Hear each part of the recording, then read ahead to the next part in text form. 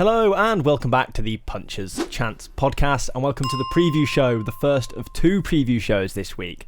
There's some big fights this weekend. We could do a preview show for every fight, but we're not going to do so. We're going to do Canelo Alvarez versus Terence Crawford today, and then later in the week we'll be talking about Inoue Akhmadaliev and the Matchroom card in Northern Ireland. All exciting stuff, but this one, Canelo Crawford, undisputed, super middleweight.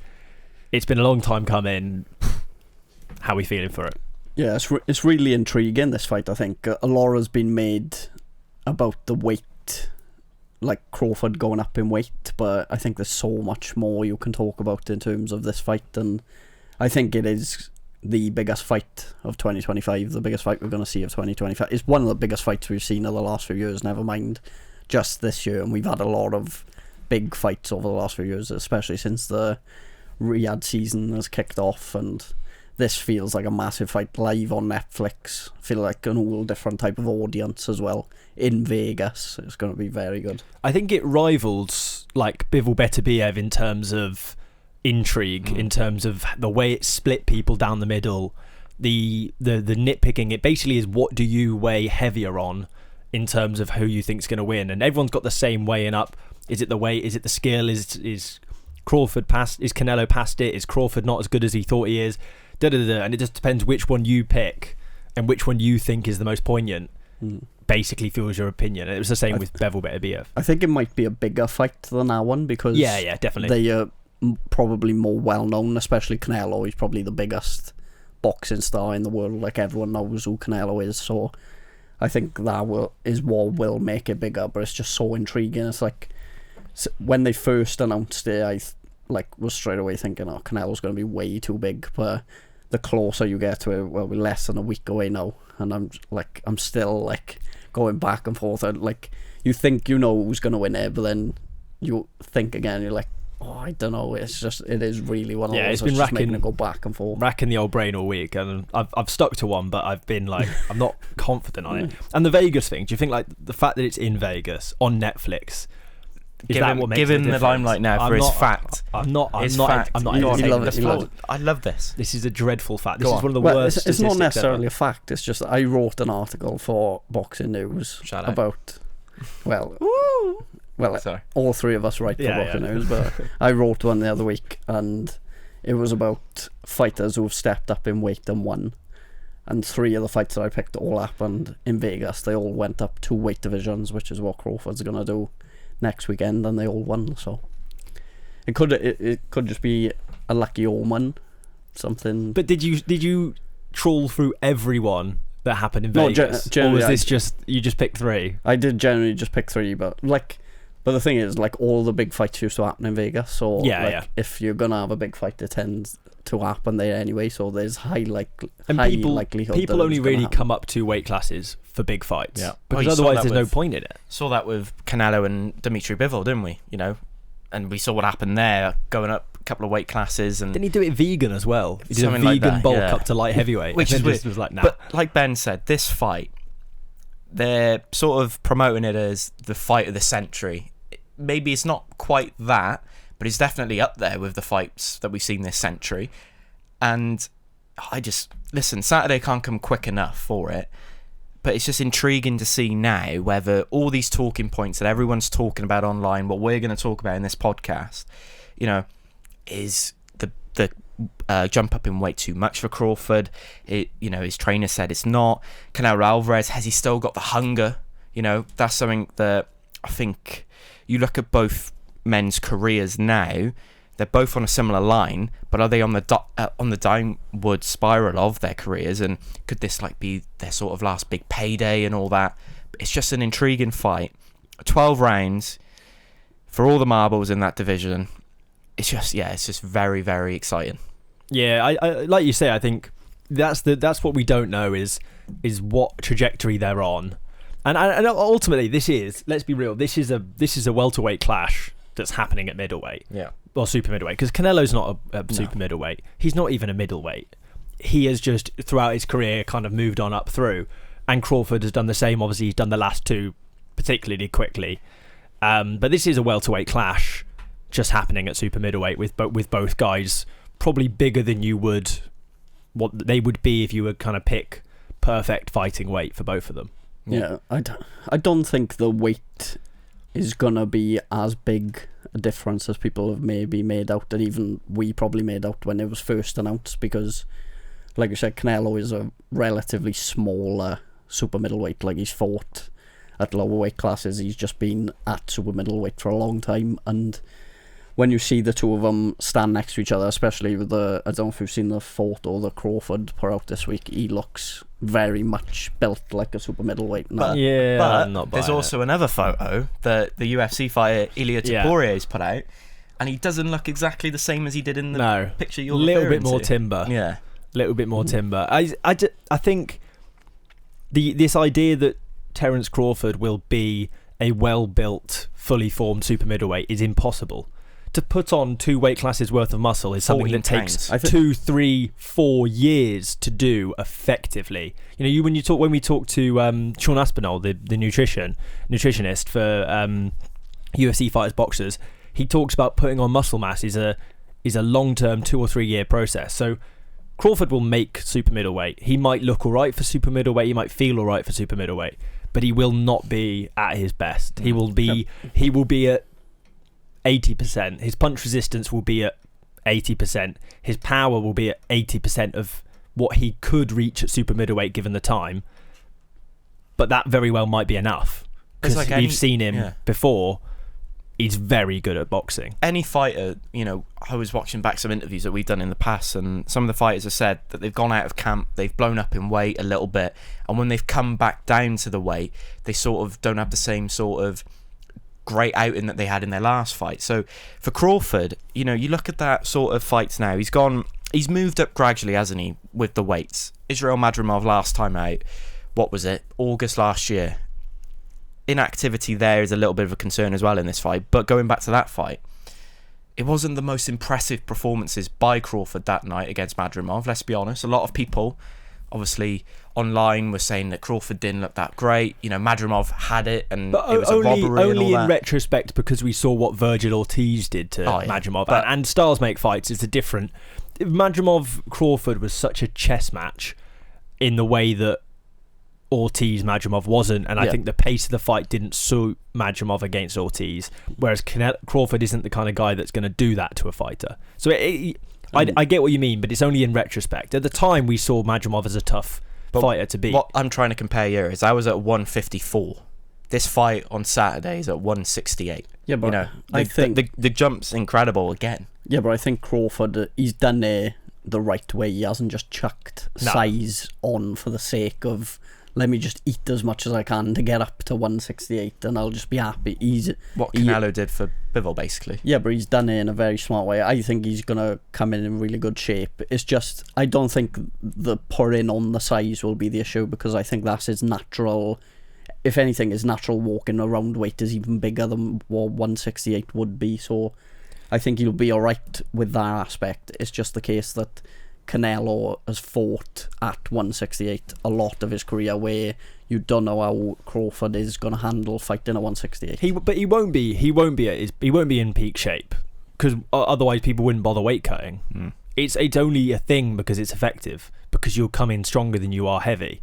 It's the comparative strength. You can take a shot better than you are heavy. You can land better than you are heavy. If you put a natural, like if I walked into the ring right now with someone who's come down from 75, 74 kilos down to my weight, 66, 67, they'll splatter me, because I'll be like, I'm fighting a welterweight here, and it will feel like I'm fighting a welterweight. It feels unfair, and I think Crawford will suffer with that, but he is also good enough that if he does everything right, and Canelo isn't the best Canelo we've seen, that he could win this fight regardless, despite that, in the same way as Usyk give up 50 pounds to Fury, but it didn't matter because he played to his strengths and he beat him. Yeah, it's a fair argument, but like you said, sometimes fighters can be good enough to negate that weight advantage. Like Canelo has done it himself. He's shown he's gone up multiple. We've seen other fighters as well, and I don't think there's any reason why Crawford, with the skill he's got, couldn't negate that. Like I know you, I understand your point in saying he might not be great at the weight, and that is my one issue there. You don't know how he is going to adapt to take in punches from a natural 168-pound fighter like Canelo can hit hard at that weight. Like, he got caught a few times against Madrimov. I don't think he was in any real trouble at 154. He looked alright, but we've seen him at lesser weight classes at 140 get wobbled. So if he gets caught clean by Canelo, I think that's an all different ball game, and it's whether he's given himself enough time to adapt to be able to take shots like that, I think will be the difference. Yeah, do we think Canelo cracks at 168 like he used to though? Like, he's had a few stoppages, but I don't know if he. Well, his last stoppage was Caleb Plant in 2021. Yeah, I think he hits like a middleweight at super middleweight. Still, he doesn't quite have that same power that he used to. I don't think he's necessarily a fighter that looks to go for a stoppage either, though. I think not anymore. You could see that in the William Skull fight. I think it takes a certain something for Canelo to, like, you need to drag something out of him, like in the Billy Joe Saunders fight where he got so riled up, I think, by Billy Joe Saunders. He was like, right, I'm really gonna show you how hard I can hit and get you out today. And like, but is there a world where even just Crawford picking up a few early rounds, pushing the pace, making it a difficult fight for Canelo, will bring a level out of him that we haven't had to see? We haven't had to see a good level from him since he lost to Bivol. That's what I'm really hoping happens on Saturday, because you look at Canelo's last fight, I think a lot of people said after that Skull fight he looked as if he slowed down a lot.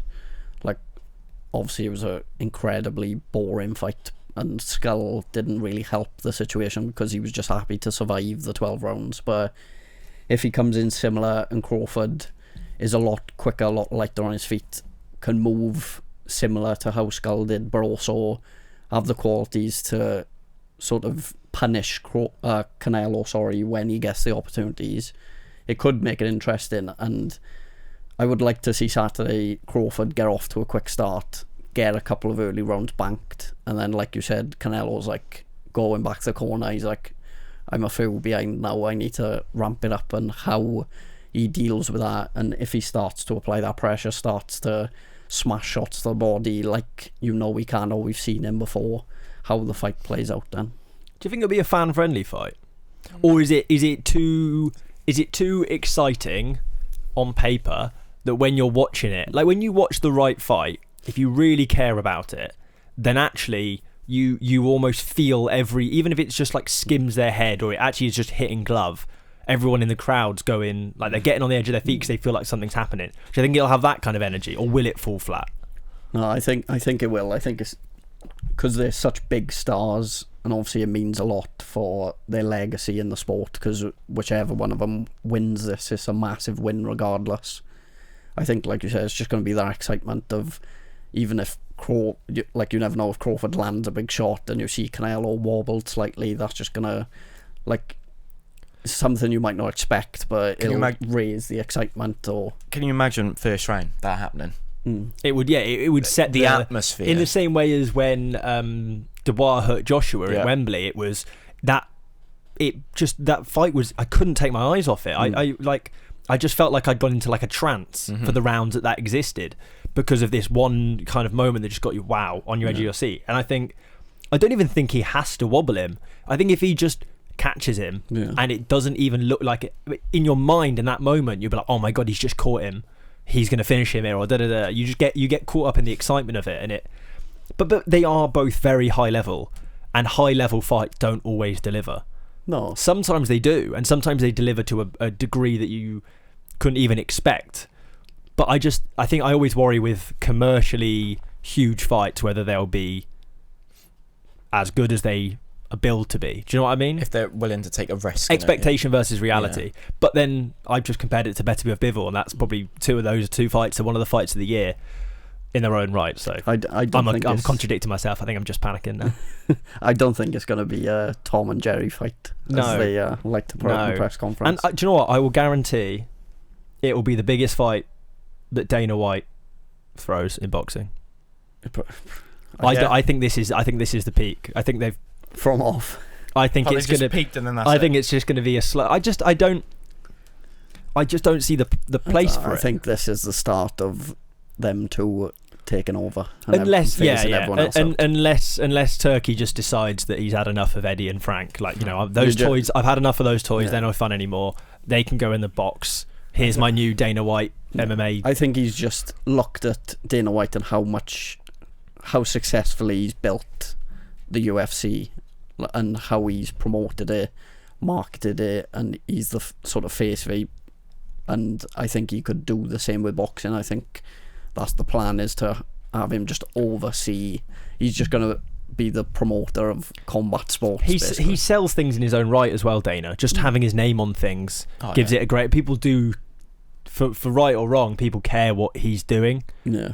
Like, he's a celebrity beyond his position as UFC CEO. Where have we ever seen a promoter make an announcement for a fight card on his Instagram? Like, just shows how big of a character he is in the UFC, and if he can carry that over into boxing, then brilliant. But will, you know, that you know, pairing of Dana White and Turki Al-Sheikh's brilliant. But do you reckon, you look at Eddie Hearn and Frank Warren, they're probably looking at this thinking, I want in on this. But I want my fight to fight. Well, Hamza Shiraz, for example, he wants Canelo Alvarez. But that's not a bigger fight. Do you know what I mean? I think after this fight, I wouldn't be shocked. It depends on the outcome, obviously, but I wouldn't be shocked if this could be the last time we see both of them in the ring. You get the picture of them in the ring putting their gloves down, but they're back to back to each other, both putting their gloves down in front of them, hanging it up. I wouldn't be shocked. You know, it's a perfect way to go out, but there's still some fights out there for both of them. If Canelo's beating Crawford, I think he can walk through some more fights to make bank. I think it's more likely that this is Crawford's last fight. I agree, I think he'd have to stick at 168 or at least 154, and I don't know what other... There's no good fights at middleweight. There's no other... It's a crap division, comparatively speaking. And it's not, but in just commercially speaking, it's a crap division. Yeah. It's a very competitive division. I think everyone just looks at Canelo as like, he's my payday. Like, everyone wants... Well, look at Edgar Berlanga. Build to the point where... Eddie Hearn got him that fight, and then he just ditched him. Yeah, I think everyone in that division, as stupid as it may sound, is just trying to build themselves towards getting an undisputed fight with him, getting a massive payday, and then seeing what happens afterwards.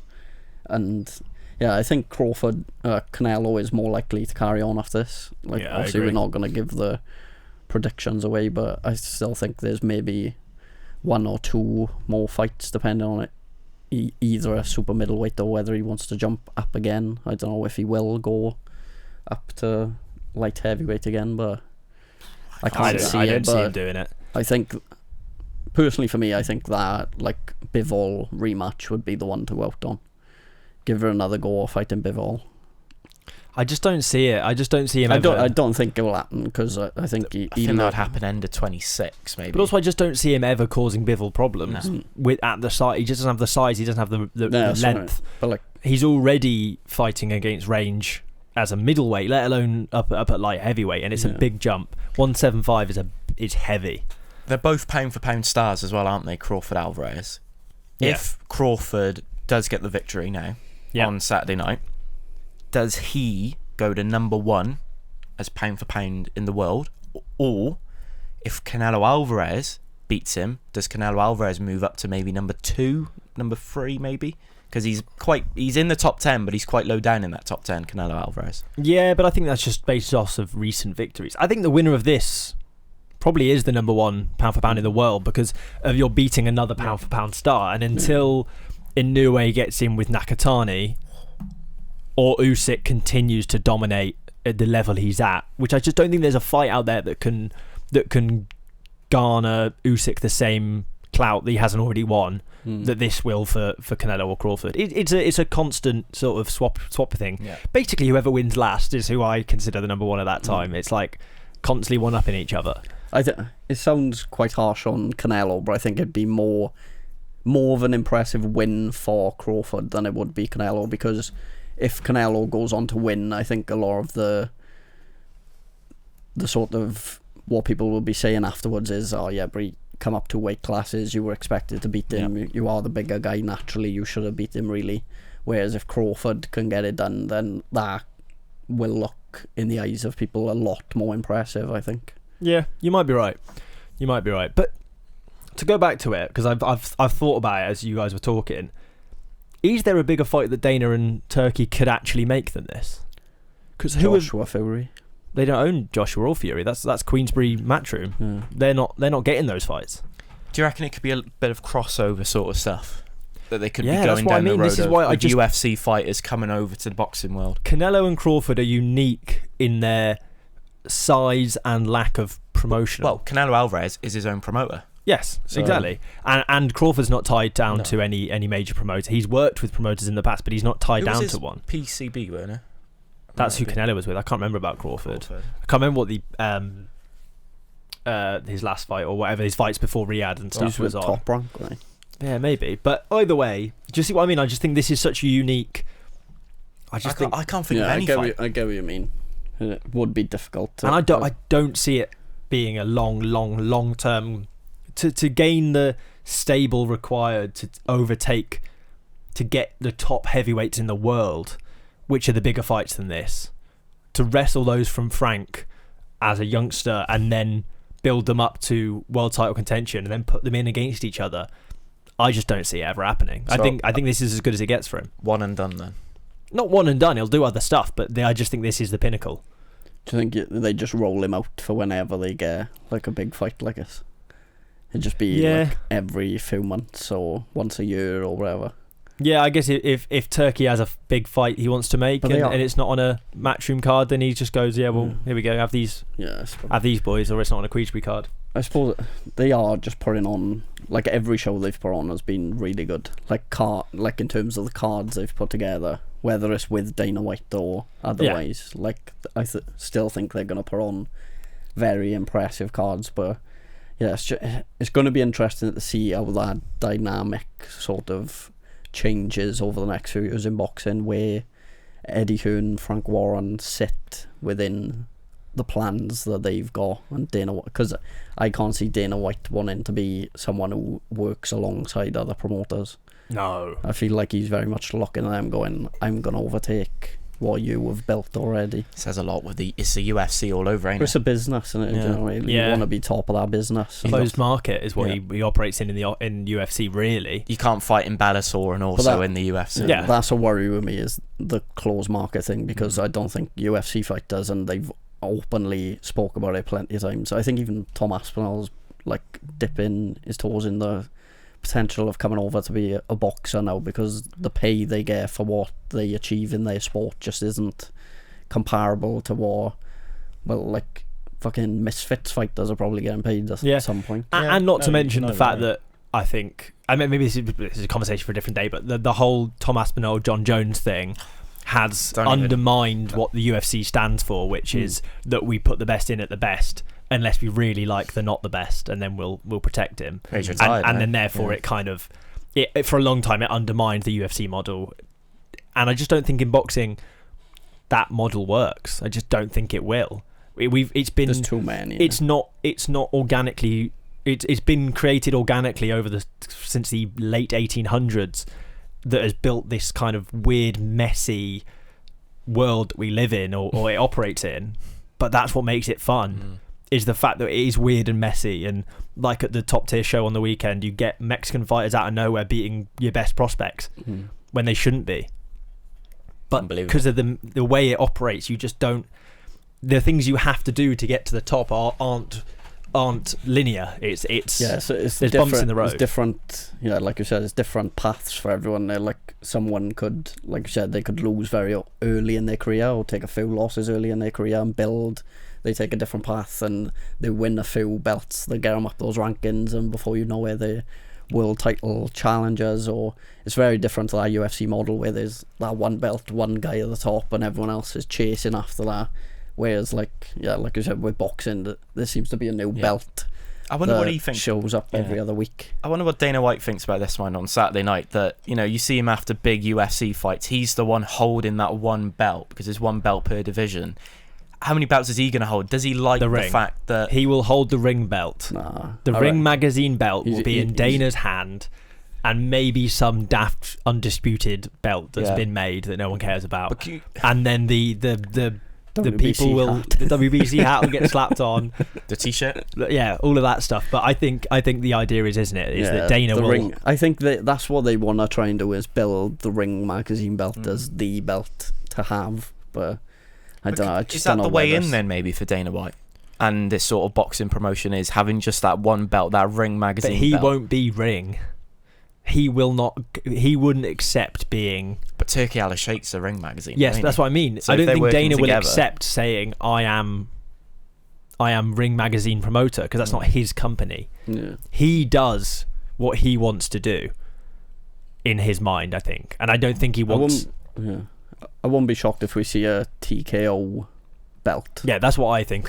That'll happen. Yeah. Another one to the John list. Cena comes out of retirement to fight Canelo Alvarez. WBC, WBO, IBF, IBO, There's Ring going to be too many. magazine. TKO, Yeah. Ring magazine, world champion. Just There ticking is off every literally- single that's one. what it's going to turn into. Yeah, I think. WBF. It's got all of them.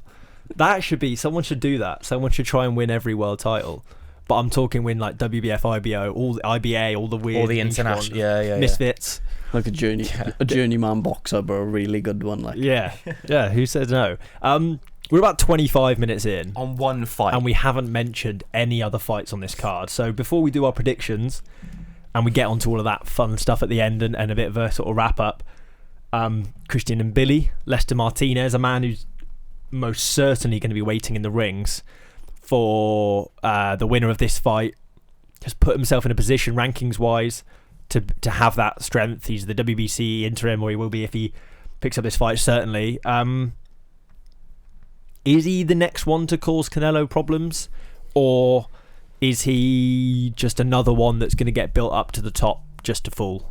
I think I remember we did a podcast a couple of months ago talking about him, Billy, and his performance in that last fight that he had, and saying that surely now he warrants a fight against Canelo Alvarez. And then all of a sudden, like the following week or so, Canelo Alvarez and Crawford gets announced. It was like really close together. He does deserve it, but he's got a tough opponent in front of him on Saturday night. And you look at that division, a fabulous division. Hamza Shiraz, great fight for him. If Canelo Alvarez is stuck with Crawford moving forward, who knows? But Diego Pacheco, Jaime Munguia as well. There's maybe not him actually, but I was there's- gonna say. yeah, maybe not Jaime not Munguia sure about after that what one. happened he's with allowed to Shiraz. fight, isn't he? I think he Seemingly. might still be. Is he not banned anymore? No, There's places that'll let him fight. there's well, the thing is, win against Shiraz. Sarah is still stands. Yeah, still stands, which is mental. But Yeah. But yeah, like to avoid going down that rabbit hole, he does deserve a shot, Yeah. doesn't he? He's been up at that top level now for I can think maybe a year and a half, where you used to go, yeah, he's ready for that Canelo shot now, and it hasn't come his way yet. But how many fighters have we said that they're just waiting for that opportunity, aren't they? And he's got a massive platform on Saturday night to make a statement and go, well, I want the top dog now. I want Canelo Alvarez no matter what. And he's got a perfect opponent in front of him that can maybe allow him to do that sort of big statement. But yeah, it's surprising that and Billy hasn't had that big fight that he rightly deserves. It's commercial, isn't it? yeah, he's not a marketable. And because he's the fighter. WBC interim, they'll protect their champions if it True. makes commercial sense to a degree. He doesn't get the fight with Canelo next. No. Who then? And does this then? Hamza Shiraz gets the fight with Canelo next. I think so. Yeah, with the In back Riyadh. end. But does this then represent a bit of a sort of banana skin almost? Like this is a quality opponent that's never been beaten. That if you don't beat them. Well, if you beat them, you're not going to get the shot, and if you don't beat them, you're not going to get the shot. So, at that point, is it even worth taking? You might as well just fight, the Albanian super middleweight silver champion or whatever it will be, just because. Yeah. Brilliant. It is difficult because, like you said, he's 29-0 with 24 knockouts, and he could go in like he's been waiting a long time to have a world title shot or a shot at one of the big names.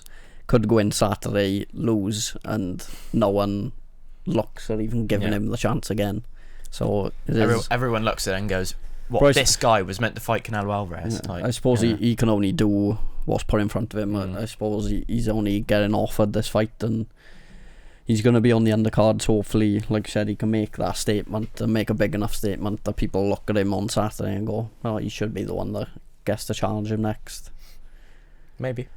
Or if not, then at least get a final eliminator against like Hamza Shiraz or. But he's the WBC Callum interim, Simpson, so if Canelo chooses to fight someone else, then surely they. Or he'll just get elevated. But then equally, Hamza Shiraz fought for the WBC world title, and so you'd imagine he's going to have... Oh, he drew, didn't he? In that one officially. So the WBC will happily instate him as a They'll do a fight, and they go, oh, that's a good Billy enough mandatory, or that's a good enough optional defence for Canelo. Shiraz, just leave and Billy in the wings until hoping he slips up against somebody is probably how it will go. But we'll see. Elsewhere on the card, there's not too much that I'm sort of Callum jumping. Walsh. I was going to say Callum that's the Walsh, one that has been Dana's foot in the door of boxing for a while. So it's really for many boxing fans our first real look at him, because a lot of his fights have been on UFC Fight Pass and all, and yeah, it's a great fight, you know, between both of him and Vargas. They've got 26 knockouts in 31 fights. Vargas has got a higher knockout rate percentage. Yeah, it's a great matchup. You know what that means, don't you? Yeah. Points decision victory. It's going to happen. It was like Boachuk, Virgil Ortiz all over again. But you're talking about Boachuk. He's in a tough fight. That's a good fight. The guy that between them two. Yeah, well, the guy he's fighting on Saturday night is the guy who's beaten him and stopped him in his only career. man Yeah, the to only stop man. him. Correct. And to stop a Ukrainian, you've got to be pretty Really tough. maybe But some serious business. the only problem is Adams is coming off a split decision loss. So yeah. I think it's a very good fight though. I seen Boachuk say, I don't know whether it was last week or it was a quote from somewhere where he said that loss to Brandon Adams last time taught him that he didn't have a granite chin, and you can't just go in there and just continue to take shots from people thinking that you're invincible. He said so he learned a lot from our first fight, has really developed his defence since then, so I think you'll see a different sort of Boachuk this weekend. I think that's where he could hopefully turn that loss into a win on Saturday. Since that Adams victory as well, after that he's had 3 years out of the ring, you know, not had much activity, came back, got a stoppage win, I believe. Listen, a lot of people have made a lot of noise about this undercard as not being sort of the greatest of undercards. Obviously ignore the main event, but the more you read into these fights, you look up and go, okay, they've matched that well because of what's happened in the past. This can lead to that fight. He's got an opportunity to make a big statement, referring to him, Billy there. It's a decent card. It is a good card. It's just not. It's not a Riyadh. It's not an there's not eye-catching fights on the undercard. I which think a it's lot just of because people... it's not like names that a lot of people normally. Yeah, true. No, but it's a good card. It's just not. It's not. No, it's a solid card, and for being on Netflix as well. That, you know, I think there's like 300 million subscribers that have got Netflix. You know, the eyeballs that these fighters are going to be in front. It might be. Because that's suggesting that like 1/3 of their viewership watched Jake Paul versus Mike Tyson, which you know, I did write it down somewhere. You might be right, but surely, globally, I might have got that wrong. Surely, globally, Netflix have more than 300 million. In fact, I know they do. That's like Britain. There's like 3-4 Britons. America's potential million. Audience, of 300 million subscribers. At people this fight. who they think will be interested. Yeah. Let's be honest, this fight card will not reach anywhere near 300 million viewers. Not concurrent, maybe. No. Maybe over the night, yes. Yeah, but definitely not live. And I don't even think it touches the sort of viewerships that would have Jake Paul, Gervonta Davis live. If I'm being completely honest, I wouldn't be shocked. I think this is a very big fight. I think the way they've marketed it is. I can't believe I'm saying this. I think I might be with Harry. Oh, hello. I actually do think Jake Paul Davis will get more. Yeah, views. I wouldn't be shocked, but I think this as a single fight, I think it will get more views. Yeah, maybe just that one because of the intrigue around it and the sort of circus that will be built. Yeah, that's mine. Yeah. It's like a because that will attract more than just a casual boxing audience as well. Yeah, it's like an accident on a motorway. Like people will slow down to look at it even though they shouldn't. And that's what the Jake Paul Tank Davis fight is a car crash that is making us all slow down and look at it rather than this, which is I don't know, the Angel of the North as you go up the A1. Like you don't slow down to look at it, but you are impressed by it. To use a very strange analogy. Other fights on the card: Marco Verde, one of the Olympians that's turned over. It's not like a super exciting fight, but it's enough that you're interested to see what he does. I'd say the same for Reito Sutsumi, possibly the same for Mo Alakil as well. Another one that you kind of look at and you go, you should be winning it, but I'm just intrigued to watch it. Yeah, it's a good platform for him as well. And like I said, you're gonna have a lot of eyes on it. I don't know how many of those people that will be watching the main event will be watching from the start, but like I said, in terms of starting your career and building those early fights, there's no better platform that you want to be on, really, to get as many eyes on you as possible, because like we've seen time and time before, you need that sort of support and backing, especially early in your career, to really kick on to that next level. Yeah, it's one of those. It's like if this fight goes down as an all-timer and people loved it and people watch it and people talk about it for all time, then the people that watched it live from the start, that maybe if one of these puts on a really impressive performance, they will pay attention to them going forward. Like, we've all done it. We've watched a card and a fighter's had one good performance on that card and you go, oh, I'm going to watch for them, and then they get splattered the next game, fight for a Southern Area title, and you're like, oh, never mind, they weren't what we thought they were. But if you get it right, commercially speaking, it can change your career 100%. big time. I'm really excited to look at the Jermaine Franklin fight as well.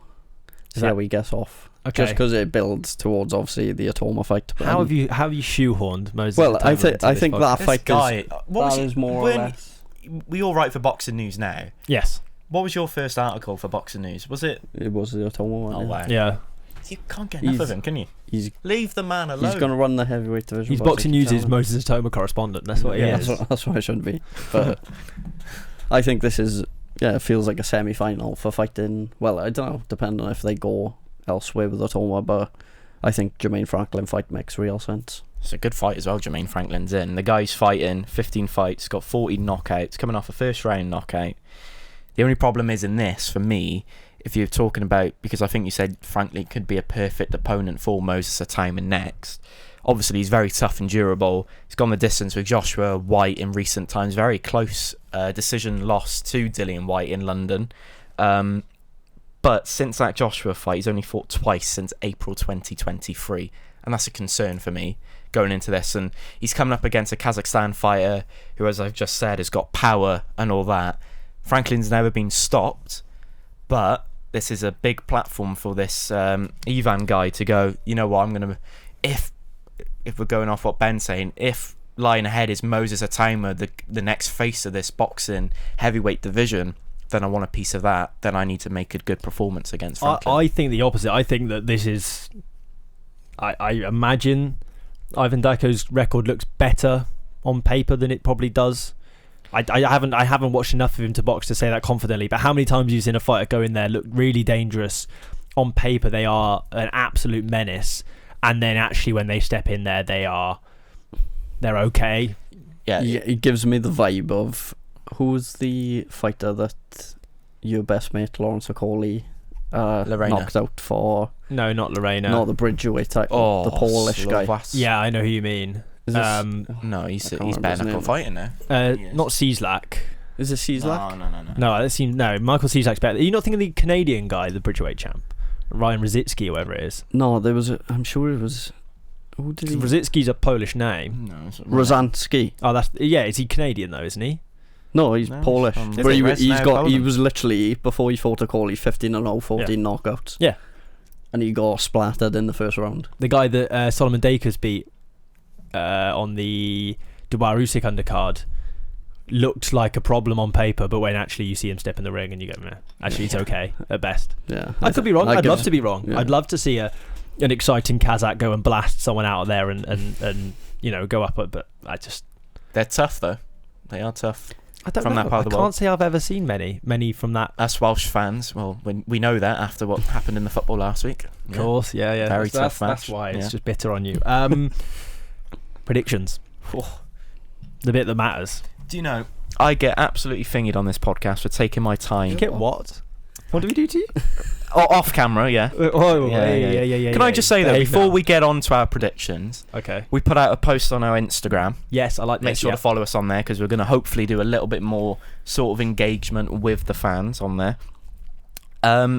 Basically, what we put out there is, who do you think is going to win? The simple question that we've asked each other today, and it's taken us how long, Sam, to answer that? Nearly 40 odd minutes. And we still haven't answered it. And we still haven't answered it. So it just shows how good of a fight it is. And I think with this percentage here, 55% of our followers think that Canelo Alvarez is going to win.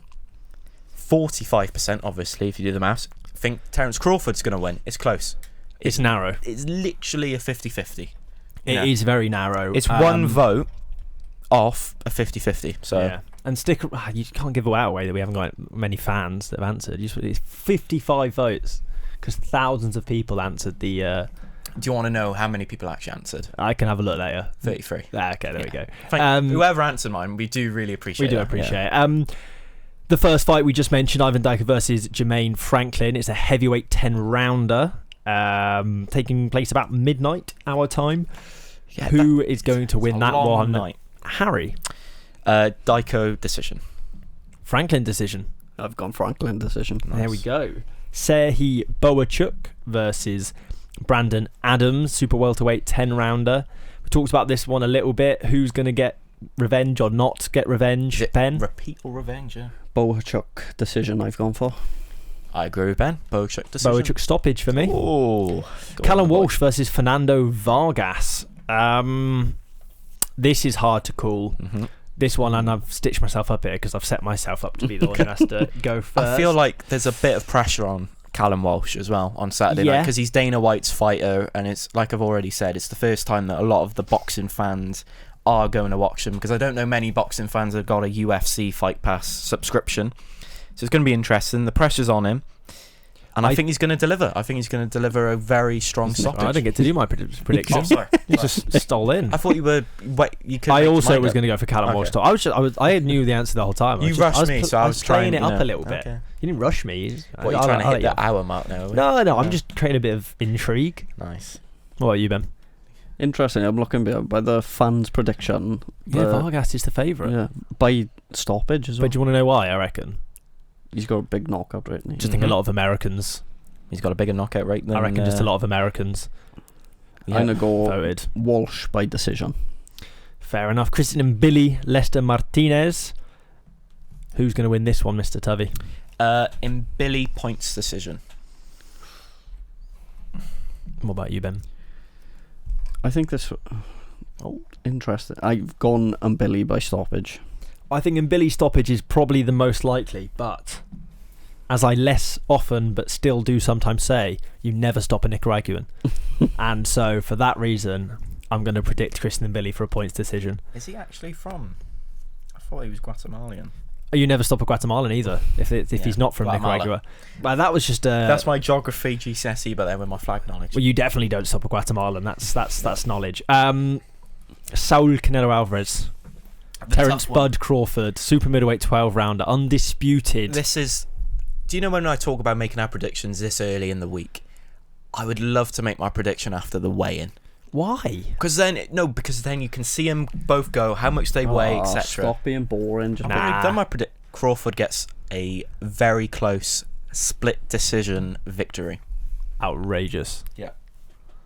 And to prove my previous claim, Crawford is currently by point decision is currently the most popular answer on Boxing News, which makes me think there's been a lot of stateside votes on this one. I think Canelo Alvarez is going to win points decision about 8 rounds to 4, there or thereabouts, that neck of the woods. I think this would be reasonably comfortable. I think towards the back end of the fight, his better him being more comfortable at the weight and carrying more power at the weight will slow Crawford down enough to make the last 4 rounds a bit of a pedestrian. Do you still think he's got that tap power, in. Canelo? Especially against a technician like Terence Crawford. Yeah, of course. Okay, interesting. Of course he does. Interesting. I think it's going to be a really good watch. I think.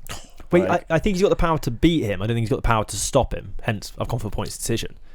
You can slow people down without knocking them clean out. I'm just going off both where they are at in their careers, and if I Google right now TalkSport boxing prediction, did they go for a I promise you, decision? I have not read this prediction. I've had locked in for a couple of weeks now. Okay, what about you, Bud? I'm going with Canelo by decision. Oh, yeah. Close, I think I will literally call the 3 scorecards. It'll be 116, 112 twice, and 115, 113 once. It's not a bad shout at all, though, is it? Like, that is quite. I think Crawford will start well. I think he'll pick up a few early rounds, but the longer the 12 rounds go, the more Canelo starts to get to him, and that natural, just being more used to the weight, I think he'll just pick off the later rounds. I think he'll win by a decision. Yeah, I think we can kind of talk a little bit more now, because obviously earlier we were avoiding giving away our predictions to a degree. Yeah, I agree. I think that the way, I think Canelo is too good to be outboxed for 12 rounds, and I just think he will get to Crawford. He will slow him down, and I just, like I said, I think this will be 80% of Bud's best, and I don't think 80% is enough. The thing is, though, if there's anyone that you think could do it, I think it is Crawford, because of the ability to switch hit. If he can carry his faster feet up to 168 and be quicker to the punch than Canelo, who some people think have slowed down, there is a possibility he could pull it off. But then since Canelo lost to Mayweather, he learnt the power of head movement, and I just think if it's about being quick to the punch, Canelo's more than comfortable on the inside. I don't think it suits him to box long. I think he only boxes long because he can. Against the likes of Berlanga and Munguia, he can box a little bit longer because he's that much better, and so he hasn't got to let himself get inside and take a little bit more of a risk. I think against Bud, he will, and I think that'll suit him. I wouldn't be shocked either if we see like a flash knockout from Canelo. No, because I think if Crawford, because I think he's gonna, at points in the fight, he's gonna try and make Canelo move to counter. And I think if he times that wrong and Canelo gets a big right hand over the top or a big left hook, then I think that could be the end. Yeah. I don't know, I just feel like looking at it, feel like there's slightly more ways that Canelo will win compared to Crawford. Yeah. I'm saying this, I'm like 60-40 confident in my decision. I think like that's the best I can be. 50-50 on this fight, and I was literally going to say it's going to be a draw, but I don't want splinters, so I went Crawford. The fight week's going to be interesting as well. It will be interesting. Do you reckon there'll be any sort of, pushing? Nah, I don't think so. Well, they've had dinner together, they're best mates by all accounts. The whole thing in the build-up when it first was announced. I think with the last fight with Canelo, I don't think he had any interest in it, and I think that's why we didn't see the best of him. Because he knew what was... I think these are the type of fights where you really see the best of him, because he really wants to prove how good he is, but also I suppose you could say the same with Crawford. He'll be looking at this, if he can get a win on Saturday, he can really turn around to everyone and be like, I am the best. Yeah. So how do you think Crawford goes about winning? What do you think he does to win it? I think it's going to be the sort of fight where, unlike Ben, I think he's going to start slowly, I think, Crawford, and he's going to take in the information, and then after round 4, I think then he's going to start switching it up and putting a little bit more pressure on him. The problem I've got with Alvarez, I've seen him against that Skull fight, and then I'm just going off their recent performances, and who was I impressed by more? I was impressed by Crawford coming up to fight Madrimov more than I was Alvarez against Skull. But when I look at that fight, Canelo Alvarez was nowhere to be seen when Crawford fought Madrimov ringside and all that. Over in Saudi Arabia, Terence Crawford was literally ringside. How many times have we seen in boxing before where your next opponent is there ringside? You're not going to show a lot, are you? Tyson Fury against, I think it was Pianetta, guy from Italy. Deontay Wilder was literally ringside. It was a terrible 10-round fight because he knew what was coming. So I think if people are reading into that fight where it wasn't the best of performances, I just think that Canelo knew what was coming after that fight, which everyone knew. He needs to be spiteful, Canelo, in this fight. He needs to not let Crawford get on top of him. So he needs to start the quicker in this fight, I believe. Did he need to do that against Skull? He could have just but what I mean is which is why he didn't. Yeah, but did he need to? What's the point going 12 rounds? He did what he had to do, and he won unbelievably comfortably. No, but what I mean is he didn't want to show anything because of Crawford. I don't think he'd be worried about Crawford sitting there and watching him though. I think Crawford has to start fast on Saturday, and I think he has to constantly change the way he is showing how he's fighting to Canelo. He can't stay at a one consistent pace and one consistent sort of combination throw in throughout the 12 rounds, because Canelo will figure him out and will break it down. I think the best way to go about it is constantly switch up the stances, constantly switch up where you throw in from, and just try and make it as awkward as possible for Canelo to pin you down over the course of 12 rounds and just nick it on point. I think rounds 11 and 12 are very, very crucial in this fight. See, I think the fight's gonna be over at that point. Really? I think Canelo's gonna be in a canter at that point. I think it'll either be Canelo is massively chasing knowing he's behind, or he will be so comfortably in front that he will walk the last two. Yeah, I think so. I think the thing you say about trying to do this and that to the other opponent, I think when you get to the very top of your game, you have to be yourself. You'll never beat another great trying to negate their best bits. You have to do what makes you good. If Bivol spent the entire time against, yes, he had to be more cautious against Beterbiev because he knew the power, but in that second fight, he was actually more Bivol than the first fight, and he won more comfortably. Usyk was more comfortable in the second fight, and he was more close to what we normally see from him than in the first fight. I think the more you try and negate your opponent, the less you do what actually made you great in the first place.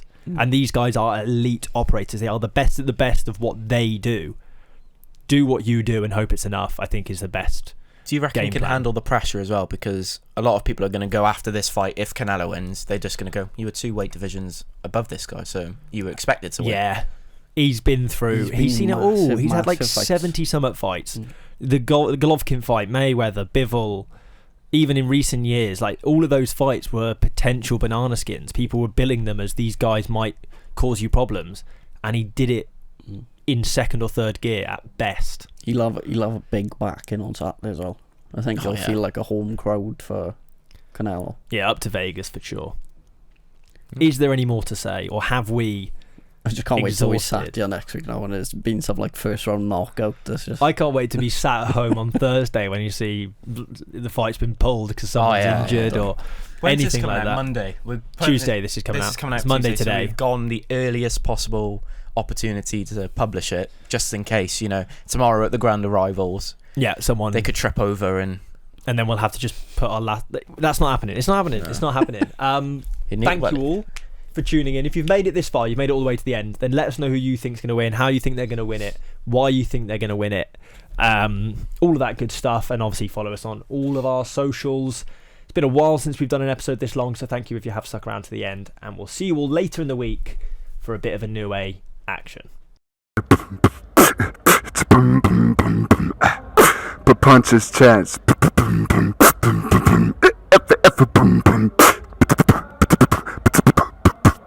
Punches Chance Podcast.